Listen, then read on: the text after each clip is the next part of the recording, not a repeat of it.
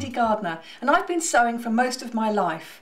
I'm delighted to be here to share with you some tips from Simplicity Patterns on how to get the most of your sewing. I'm going to start with a look at what's inside a pattern, and there's a lot more than you'd think. There are literally hundreds of designs in the collections from Simplicity and New Look Patterns. In fact, new designs are added seasonally, so not only are there classic styles, but also up-to-the-minute fashions. But it's not all about fashion. Simplicity have an amazing array of other patterns: costumes, crafts, soft furnishings, you name it. If it can be made or be sewn, you'll find it in Simplicity. Having a look through the catalogue, when you're choosing a pattern, not only do you want to look and choose something that is the right garment for you, so if you're short on time, look for patterns that say easy, easy chic, easy to sew. Because they're easy to sew, they're going to be quick to sew. So let's look at what's inside a pattern. There's loads. I'm going to have a look at these patterns. This is a Project Runway pattern, or inspired by Project Runway, or for us, Project Catwalk. There's so much that you get inside this pattern. And I'm going to actually use this one over the next 4 chapters to make this top. And with the modern wonders of science, as you can see, the top's here. At the front of the pattern, you've got the photography. And then you've also often got some artwork as well. It gives you a little bit more detail. And you've got whether or not it's an easy design. It's nice and clear to see. The back has the most information. The first thing to notice is the number of pieces. This gives an indication of how easy the pattern is going to be. Obviously that will include the number of pieces for all of the different views. You've got the line drawings. Now these are the back views, and these show all the detail that you might not be able to see on the photography. For instance, seams, darts, zip placement, pockets, all that will show on these line drawings. Next, you've got the fabrics, the suggested fabrics. Now this is a list of all the fabrics that will work well. Here it's got laundered cotton, batiks, chambray, piqué, poplin, etc. I've used a batik. Use a fabric that's suggested and you won't go wrong. You've also got things like the notions you require, the threads, trims, zips, etc. So on Simplicity and New Look Patterns, you also have finished garment measurements. That's really useful to know because it includes the ease. The ease is the amount of extra that you have to have for wearing or stretch, etc. So you can check on that and see how that will work with your body shape. So you could look at that and the body measurements, and then you can see how much difference there is in the actual size of your body measurement and the garment size to make sure there's enough ease. And you will probably find that your body measurement size that you need to make is not going to be the same as your ready-to-wear size. Don't worry, it's just a number. Look at the measurements, work out what size you need to make, and then you go down from there to find out how much fabric you need to buy. So that's what's on the outside. Now let's look at what's on the inside. Of course, you've got all the tissue pieces you need, and you've got the instruction sheets. But again, the instruction sheet isn't just the instructions step by step. It's got some great information that helps make it easy. So here are those line drawings again, really useful. And also you've got every single piece, what it looks like, and it's numbered. So you can work out which piece you need for the view that you're going to make. It's also, every pattern will have general directions. This is some really useful information on understanding the pattern and what all the symbols mean. You've got a cutting layout. So you choose the design you're going to make. You see the number of pieces you want. In this instance, the tunic with the round neck is 1, 2 and 3, and then it tells me how to lay it out on the fabric depending on the width of the fabric. A really good idea is to mark the layout you're following, so should you be interrupted you don't inadvertently come back and follow the wrong layout. Now this pattern that we're using here has also got different cup fittings for B, C or D cup, bust cup. That's really handy because it eliminates all sorts of fitting problems if you're larger than the normal pattern size bust. And if you're anything over a B cup, then you're considered over the normal size. All simplicity patterns are multi-size, as indeed most patterns are nowadays, and that's really good news because it means that if you're a different size top to bottom, you just cut from one line to the other. Makes it really nice and easy. And the other thing to remember is when you're buying a pattern, take your measurements: bust, waist, hip. If you're buying a top, jacket or dress, go from your bust measurement, and if you're buying a skirt or trousers, go from your hip measurement. So the next step is to cut out the pattern pieces you need and get them laid on fabric, which I'm going to cover in the next section. But if you do need any more hints and tips, do take a look at simplicitynewlook.com, and of course a quick thanks to Brother, whose machine we're going to use throughout the duration. Let's get started with pattern and fabric. The first thing, of course, is that the instruction sheet will have a layout and it shows you how to fold the fabric. I've marked the layout I'm using, and I can see I should have a fold along this edge and the selvages together. Now that's really important, that the selvages are together or at least parallel to each other. The selvages are the bound edges. It's not that easy to see that on this cotton batik, so I'll show you them here on this satin back fabric. It's important to get the selvages even because then you have a grain line printed on the pattern. Now this is normally on most pattern pieces, and it's a long line with arrowheads either end, and this has to be parallel to the selvage, and that way the garment will be cut on the straight of grain and won't twist or pull out of shape because of the pattern being incorrectly placed. Another thing are the notches. Now these are fantastic because they are matching points, the little triangular marks on the cutting line. Best to cut them outwards when you cut out the fabric, and then you match these with the other piece, one notch with one notch or double notches with double notches, and that makes sure you put the right pieces together. So some pattern pieces should be placed on the fold of fabric, so they'll have a fold line. Now this is shown on the edge of the fabric and it has arrowheads at right angles to the line, and it'll say place on centre fold or something like that. That means that you're cutting one piece which will then open out to have two symmetrical sides.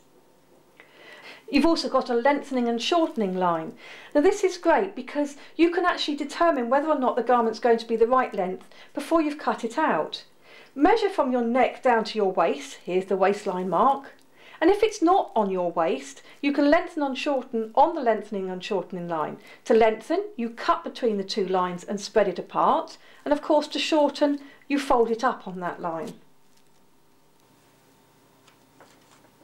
Now there aren't any darts to be had on this pattern that we're making. So here's one I'm going to use later to show how to make darts. So the circular marks here, you'll see on many patterns, and they're used to indicate the darts, how to fold the darts together. They're also used to indicate things like zip placement, pocket placement, or maybe where you need to ease stitch from and to. So make sure you transfer these marks onto the fabric, and I'll show a quick way of doing that in just a minute. Other markings are markings for things like pleats. Now, this is a pattern I'm going to use later to make a stretched knit dress, and it shows here how to form the pleats. And again, you just need to transfer these markings onto your fabric with pins, with chalk or with thread stitching.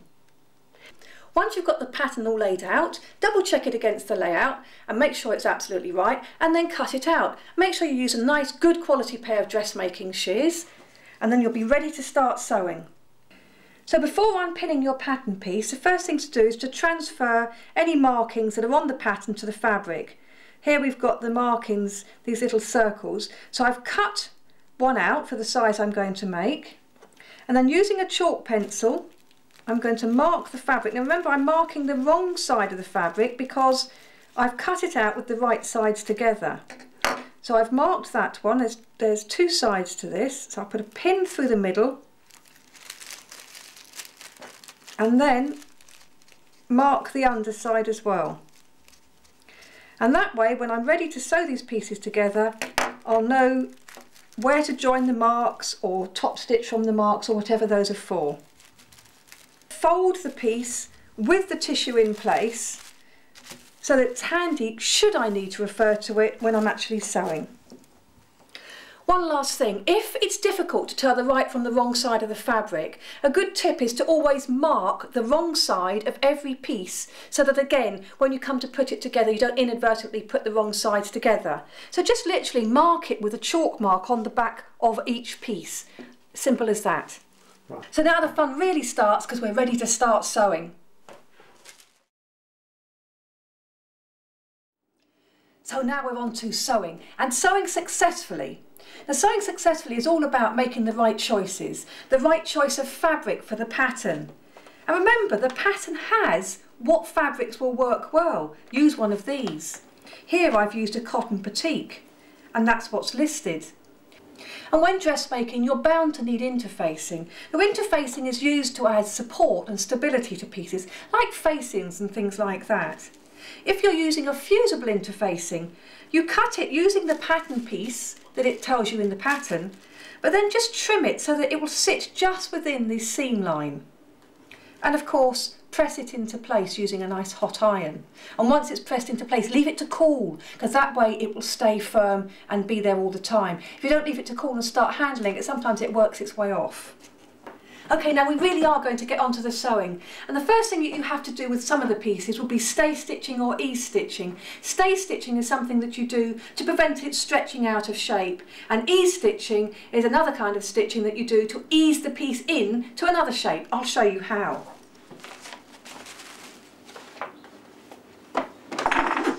Okay.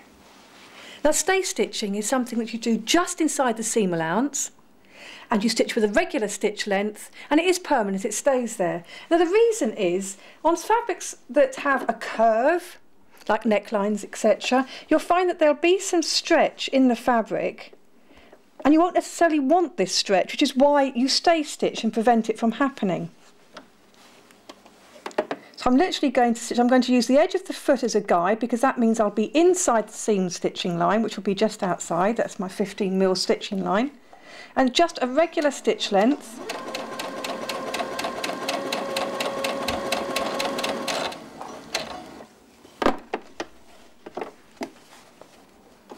But this pattern also says that you want to reinforce at certain points to reinforce the areas that you're going to have crisp turns on because of the neckline of this pattern. Now, to reinforce, again, regular stitch length, and you stitch it on the seam line just a little bit either side of the reinforced point that it tells you.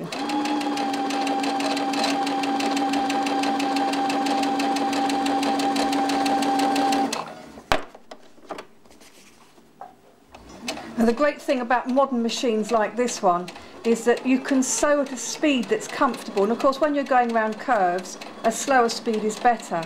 And you can do this by moving your speed dial. And that way, no matter how hard you press on the presser foot, you can only stitch at a certain speed.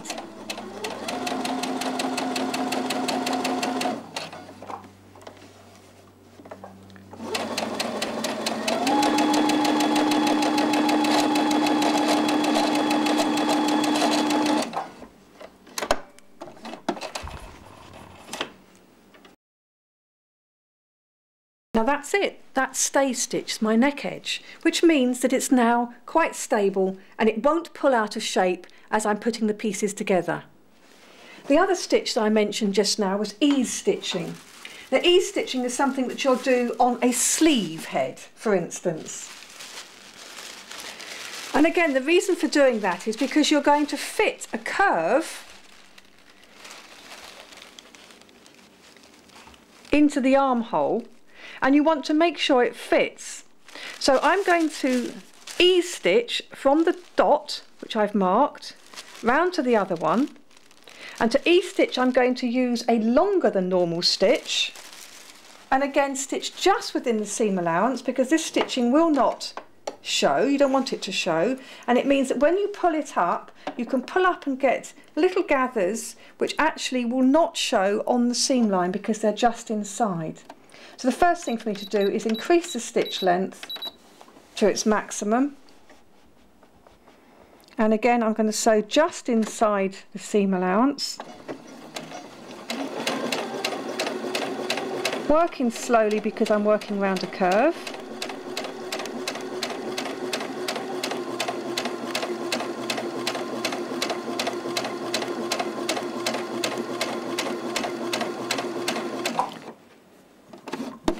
And I want to leave quite a nice long thread tail so that I can pull that up and fit it into the armhole when necessary later. So I've got the two marks there, and I've got the centre mark, which is the mark that will match up with the seam of the top. Now we're going to begin putting the garment together. Though most dressmaking just requires straight stitch seams. You use a 5/8 seam allowance unless the pattern says otherwise, but most dressmaking is 5/8 or 15mm.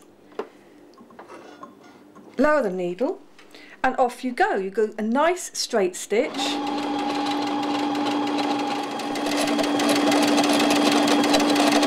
Having stitched the seam, you then need to neaten it.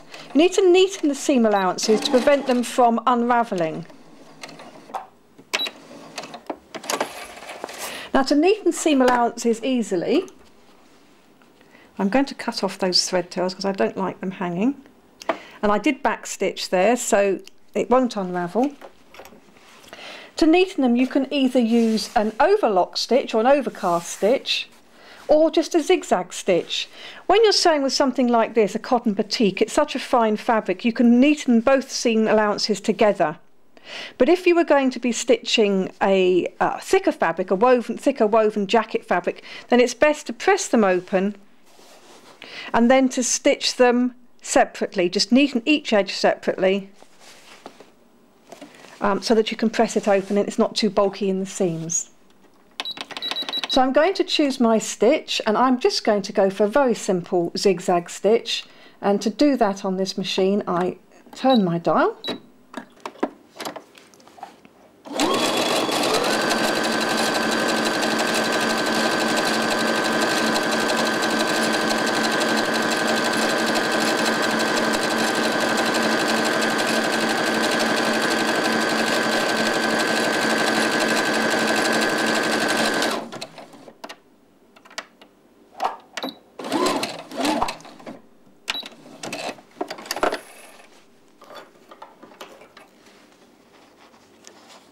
So now the zigzag stitch is finished, you can trim the seam allowance close to that stitching, and the next thing to do before stitching over it at all is to press it, and that is so important. You really must press every seam before you stitch over it again. But we can actually cheat a bit, because what I can do is stitch every vertical seam and neaten it and then press them all in one go. So to neaten, I've done the zigzag, I'm now going to trim. And I'm going to trim nice and close to the zigzag stitch.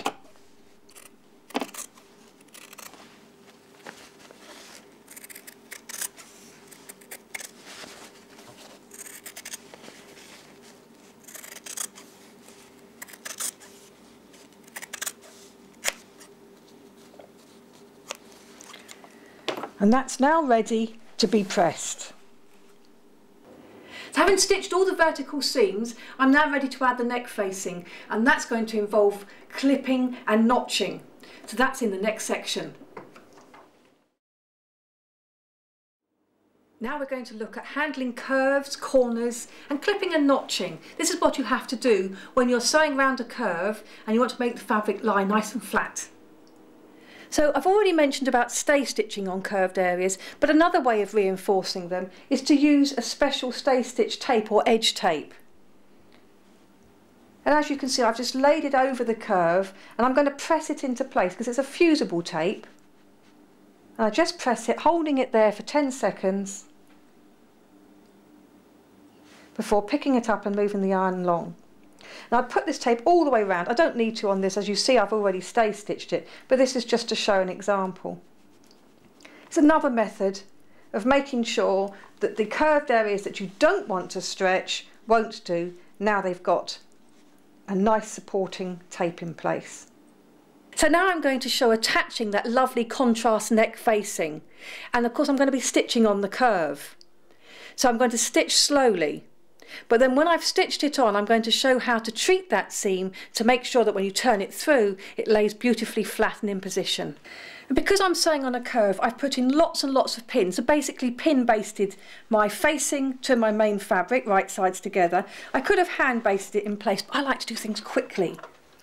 So I'm just going to stitch the seam, regular stitch length, using the slow button that I've got on this machine where I can decrease the speed and can't accidentally go too fast, because of course what I need to do is stitch round slowly to make sure I follow the 5/8 seam allowance and stitch it together neatly.